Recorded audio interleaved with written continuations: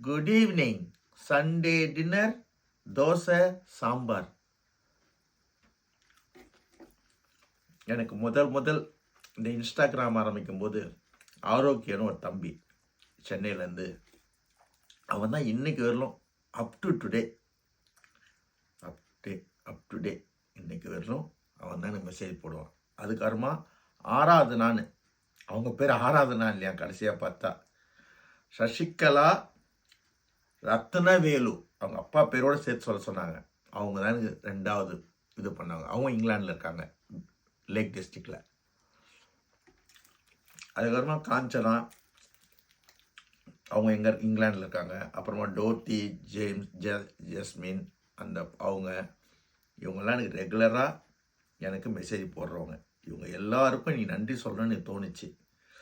அதே மாதிரி ஆராதனா பேர் வந்து சசிகலா ரத்னவேலு. அவங்க பசங்க ரோஹித், ரோஷினி, ட்வின்ஸு, பையன் ஒரு பொண்ணு.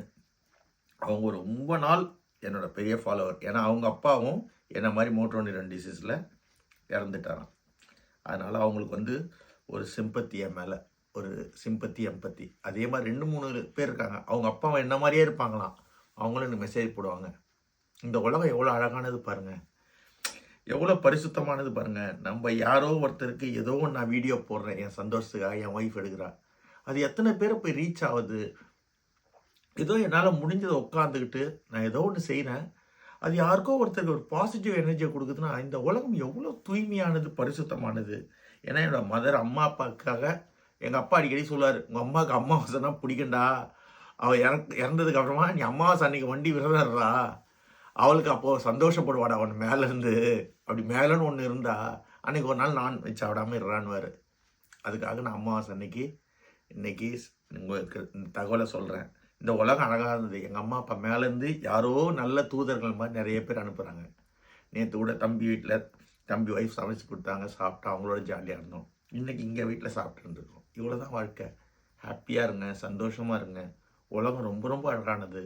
பொறாமல் போட்டி இல்லாமல் அடுத்தவனை சகிச்சுக்கிட்டு சக மனுஷனை தன்னோட மனுஷனாக நினச்சிக்கினாலே உலகம் ரொம்ப ரொம்ப தூய்மையாக இருக்கும்.